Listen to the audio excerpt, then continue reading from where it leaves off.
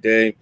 I am actually on water right now, and so I'm not going to take too long. But I wanted to hop in this morning on the Black Financial Channel and give you guys an update on what's happening with the stock market and everything else.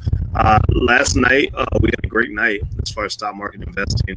A lot of you that are invested did really well and made a lot of money, and we're going to cover this right now on the Black Financial Channel.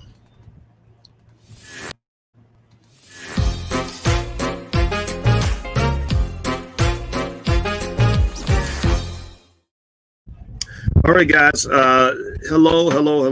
Put your hashtag B1 in the chat. If you're Black First, we are Black First on this platform. And El Hodge is first. El Hodge is always first. I always see you in there, brother. So great to see you, man. Let me know if you can see me and hear me okay. I am in the I'm actually in a place where I'm not sure about the Wi-Fi. So let me know if you can see me and hear me okay. Give me a yes in the chat if you can see me and hear me okay. All right. So let's see. Which I'm looking here, and a lot of you are jumping already into the topic that I'm talking about today. Elon Musk. Elon Musk actually just passed Bill Gates as the second richest man on earth, when he tied with Bill Gates. And Musk, his net worth now sits at a whopping $127 billion. $127 billion. Now, if you want my 2 cents, honestly, I do think that that's too much money for anybody to have. If they went in there and took half of his wealth and distributed it to the poor, I would have no problem with that. I think that America is a little bit overcommitted to this capitalism thing. And I know capitalism pretty well, and I will tell you, capitalism isn't always healthy. So capitalism is not always a healthyism, but since you live in a capitalist system, and assuming that we can't overthrow capitalism in the next 2 weeks, I would like to encourage you guys to make sure that you get connected to the capitalist process on some level, on a healthy level, right, on an ethical level. And that would mean stock market investing. We've been talking about this a lot. We've been talking about this for 15, 20 years. We were talking about it when it wasn't popular. Now it is popular, which means that we're making progress. So I'm very, very excited about that. Now, hit the thumbs up button. Please hit the thumbs up button, share, subscribe button. If you haven't done it yet, please hit the thumbs up button, and also hit the notification bell so you'll be notified whenever we go live on the Black Financial Channel. So here's the deal with Musk. Let me break down some of his wealth. Musk, as I mentioned earlier, he's worth $127.9 billion, which compares to Bill Gates's $127.7 billion. Now, those numbers fluctuate on a day-to-day basis. What's fascinating, though, is if you think about it, right? 127.9 versus 127.7 may seem like a small difference, but you're literally talking about $200 million. I mean, $200 million, right? That's that tiny little difference. It's $200. So it's kind of crazy to operate on that level. And if you want to know, what I would say to you, now again, if you're a person that just gets mad at rich people and thinks all rich people are evil and bad and everything else, and I don't know what else to say to you. I'm not going to disagree with you because some of them are evil bastards. But I will also say this: for those of you that are trying to figure out the game, maybe you're not trying to be worth 127 billion, but maybe you're trying to be worth 127 million. Or maybe you're trying to be worth 127,000, which right there, that will put you ahead of the average white person. Just so you know, when you talk about wealth gaps and all that, 127,000 in net worth will put you ahead of most folks. Now, if you're trying to get to that point, there is a methodology to that. There is a way of thinking that correlates with wealth accumulation, and a lot of that comes down to actually understanding how Musk and Gates acquire so much wealth. How did Elon Musk get so wealthy? How did Elon Musk get to the point where this year, during the pandemic, this man was making about I'm gonna say maybe about $250 to $300 million a day. Right? How did he make $300 million a day during the pandemic, where everybody else was scared to death and staying in the house and afraid? Okay, so you can't. So the wind, the sound's a little bad because of the wind. Tell me this. Give me a yes or no. If I hold my face closer to the microphone, does that help the audio? Are you guys able to hear me better when I hold my face close to the mic? And I'm gonna try to block the wind here. Maybe I'll hold the pillow up. So let me know if that's any better. Tell me if you guys can hear me better. Because I try to see, that's what happens when you mess around and you experiment. I try to do this outside, and it's not better. Okay, I see a yes and then I see a no. Oh, I see a yes and a no and a yes and a no. Okay. All right. Yes. All right. So I'm going to talk like this. It's going to look real awkward. It's going to look about as awkward as I look when I got my dental work done and y'all was making fun of my teeth. I haven't forgot that, by the way. I'm still mad at y'all for that. But anyway, but it's okay though, because I'm trying to be a healthy black man. So I hope y'all can cheer me on for that. But here's the thing. So with Elon Musk, when I think about how Elon Musk got to be so wealthy, I think about a couple of things, and these are a couple of things that I talk to our 17-year-old about whenever he listens. You know, teenagers only listen to you about maybe 10% of the time, but in that 10%, what I tell him is that the ways that Elon Musk got so wealthy, you know, whenever we're driving down the street and he identifies some sports car that's, you know, that costs $200,000 because he's into cars, I say, well, you know, people who have regular jobs can't buy $200,000 sports cars. You know, no disrespect. I mean, but that's just the truth. You know, people with regular jobs can't buy, you know, the expensive Teslas. Think about it. I mean, how are you going to buy a $200,000 car when you make $100,000 or $80,000 a year? I said people that buy stuff like that are people that tend to have the ability to scale. They tend to be entrepreneurs. They tend to be investors. And this is, I don't know how anybody feels about me saying it this way. I'm really speaking to those that believe in the power of you. I'm speaking to those who believe in your capacity for greatness. I'm speaking to those who believe that optimism is a good thing. I'm speaking to those who are maybe a little bit tired of feeling sorry for ourselves because we're black. I can't do that. That's not a healthy way for me to live. And so some people are going to get mad about this, but the reality is that if you want different, you got to think different. So here's the deal. Here's what I said to him. I said, look, you're going to college. You're going to major in engineering. And I remember when I was going through this group called Black Achievers, and a lot of my friends were engineers. They were going to go to college and major in engineering. And a lot of them didn't even have any interest in engineering, didn't even want to really do it. Engineering is hard. It can be a little bit boring. The money's good. But the reason a lot of my friends majored in engineering was twofold. One, because the salaries are better. And two, it just sounds really good. Like you sound really impressive to adults when you say, "Oh, I'm going to college. I'm going to major in engineering. I have a scholarship in engineering." And I said, "That's cool, man." I said, "Go study engineering." But understand, Elon Musk is an engineer too. And Elon Musk could have, you know, got a degree in engineering and got a great job as an engineer working at some company, maybe making $100,000, $200,000 a year. But he wouldn't have had a year where he could make $300 million a day during COVID. That does not happen to people who take the standard path. I said what Elon Musk did was he incorporated entrepreneurship with his engineering skill. He took his ability, he took his technology understanding, and he used that to really expand his capacity.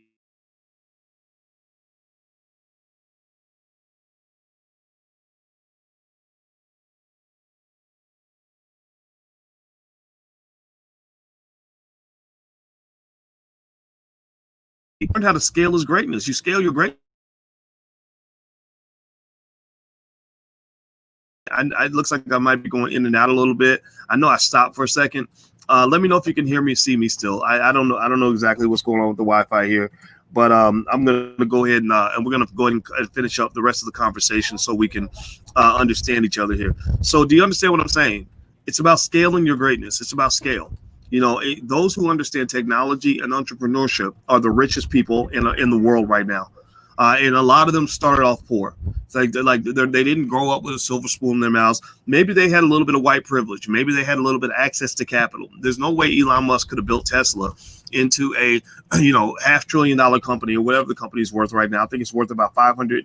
The stock went up 500% this year. I want to say it's maybe worth 300 or 400 billion or something crazy like that. Musk owns 20% of Tesla. He couldn't have done that without getting access to capital. We know these things, right? He had to go out and borrow $1 billion or whatever to make this whole thing work. But what I'm saying is that, you know, even though Musk was able to go out and make 127 billion, I think that through scaling your greatness of entrepreneurship, investing consistently, you can go make 127,000. You know, some of y'all are gonna make 127 million. Some of your kids are gonna be billionaires. I can already tell you, there are gonna be kids that are gonna come out of this black economic revolution who are going to become billionaires. Your child might be the next black Elon Musk. Maybe one day, if we ever get people in the White House who actually want to allow black businesses to have access to capital, maybe your children will benefit from that. Maybe one of your kids, because you made them ready, you got them prepared you got them prepared to go out into the world and take advantage of opportunities instead of waiting around feeling sorry for themselves or missing opportunities because they're not trained, missing opportunities because they weren't trained to know what to do with money if they got it, right? Maybe because your kids are prepared while they're young, when they get that chance to go into the bank and borrow $1 million, $10 million, $100 million, they'll know how to scale that sucker up because you prepared them with the knowledge and the know-how. Do you follow what I'm saying? Do you get what I'm saying? Okay. All right. So anyway, those are some of my thoughts on the Elon Musk thing. I'm gonna share a URL with you guys. Do me a favor, hit the thumbs up button, share and subscribe button if you haven't done it yet. Please also make sure you hit the notification bell so you'll be notified whenever we go live. Also, the Black Wealth Bootcamp. We just brought back the Black Wealth Bootcamp. It has not been offered for 3 years. We had it sidelined as we did other projects for 3 years, but you guys loved it. We are going to do it again. I don't know when we're going to do it after this, but actually for this week, you can get a massive discount. I think 75% off or something like that, or 72% off. So for this week only. So feel free to go to blackwealthbootcamp.com if you're interested in joining us. The Black Wealth Bootcamp is for anybody that wants to understand the keys to financial independence, who wants to get off the corporate plantation or at least reduce their dependence on the corporate plantation. The Black Wealth Bootcamp is for you. So it's a very broad-based economic program that covers a lot of areas related to wealth building and finance, things like that. I'm going to teach it myself. I've taught it a couple of times before. We taught it way back in 2017. We haven't done it in 3 years. So we're going to do it again in January of 2021. So in 1 month, we will do the next boot camp. If you want to get the early bird discount, go to blackwealthbootcamp.com. All right. So what are some other thoughts on if you want to know who the richest man in the world is, the richest man in the world is Jeff Bezos at $182 billion. Tesla stock. Many of you own Tesla. Say something in the chat if you bought Tesla stock. That was one of the stocks I actually mentioned to you guys many weeks ago. We talked about Tesla and the fact that Tesla still had some run up. The company that I kind of like right now that I'm really enjoying, I invested heavily in the company and it's been doing really well, is a company called Jumia Technologies. Jumia, Jumia. Jumia is fun to watch because Jumia it has some volatility there. The options premiums are really high. If you're into selling options and things like that, then that might be good to look into for that. This is not investment advice. This is just me sort of sharing what I'm thinking on this company. And the companies, they do digital technology in Africa. And now I don't know if Jumia is an African company, though. I think that it's actually based in China, which right there might, create some conflict for some of us because, Africa's kind of becoming like China 2.0. But if you want to own a piece of that, there's nothing stopping you if you're interested. I'm not telling you what to do, but I'm telling you what I'm doing. So if you want to know more of the stocks that I like to pick, things like that, feel free to go to the Black Stock Market Program. That's theblackstockmarketprogram.com. We actually have a segment of that, which is called What Dr. Boyce is Buying. So if you want to see what I'm buying, on a regular basis, feel free to go to the blackstockmarketprogram.com. Now, last piece here, the crypto market is still on fire. The crypto market is burning down the building. A lot of you own a lot of crypto. I own about 25 different crypto coins. XRP was my favorite, and I waited for years for that thing to blow up. I just felt instinctively that it was just a great investment. But the problem is that sometimes the eggs don't hatch when you want them to hatch.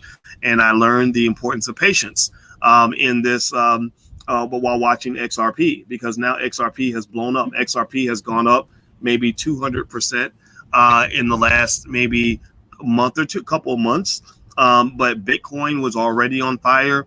And I really think that this rally could be for real because crypto is being accepted in more mainstream spaces. So, and I bet if you talk to guys like Elon Musk, I'm sure they're heavy investors in crypto, not because they know that crypto is going to take off, but because they believe crypto is something that has a lot of potential and they want to be there when it happens. And that's the idea. You don't invest because you know exactly what's going to happen. Nobody knows exactly what's going to happen. You invest because you want to be there when it does happen. You don't want to miss out. There is, like when they talk about FOMO, fear of missing out. That's a real thing. So you don't want to miss out on the chance to participate in wealth because you blew all your money at the club or blew all your money on shoes or blew all your money going out to eat or blew all your money on things you didn't need or blew all your money on the car payment. So anyway, that's my 2 cents. All right. So how do I know when to sell? Selling is kind of a religious experience. There are some people who believe that you should own assets until you die and pass them to your kids. There's some people who believe you should day trade and sell when you see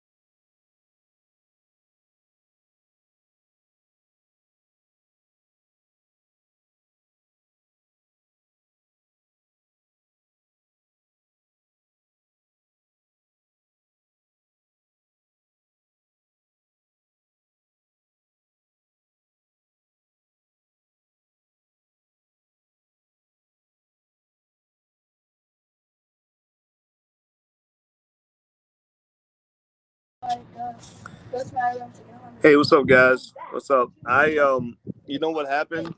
My laptop totally died, and so I just entered back in the broadcast studio to say a proper goodbye. And it was time for me to be done anyway. I was yapping a little bit too much. So let's see. I'm gonna look at a couple of your comments, and then I'm gonna go ahead and take off. So Sheila, let me know if you can see me and hear me. Give me a yes or no in the chat if you can see me and hear me. Well, you're not gonna say no if you can't hear me or see me because you can't see me or hear me. But okay, yeah, it wasn't the Wi-Fi. It was, you know what it was? It was me. It was me because I literally did not have my laptop plugged in. So don't blame the Wi-Fi. You got to blame the MiFi me. I did that. I'm stupid. So anyway, guys, let me see here. Somebody said, "Been hi and bye. Please yap all day, sir." Oh, thank you, Dale. I appreciate it. So Dale wants me to keep yapping. Okay, well, I appreciate you, Dale. Mr. Think Impossible. Have fun, Doc. We appreciate the time. Yeah, I appreciate you too as well. I'm gonna go. Alicia and I are about to go do our run, but I hope that this helps you guys get ready for the market. It looks like today's going to be another good day. You know, last night Biden's appointment of Janet Yellen into the as Treasury Secretary was a good move for the markets. Also, you had what else? Biden or Trump allowing Biden to do a proper transition into the government. That's a big deal. That transition is it creates stability. It allows us to know what we're going to expect. That tends to raise stock prices. So you're gonna probably have a good day on the markets. That's what I'm seeing right now. So anyway, I'm gonna get out of here, guys. And I don't know if you guys have taken a look at our Black Stock Market Challenge, but if you want to get better at investing and you want to try something out for free, feel free to go to blackstockmarketchallenge.com and just sign up and give it a try.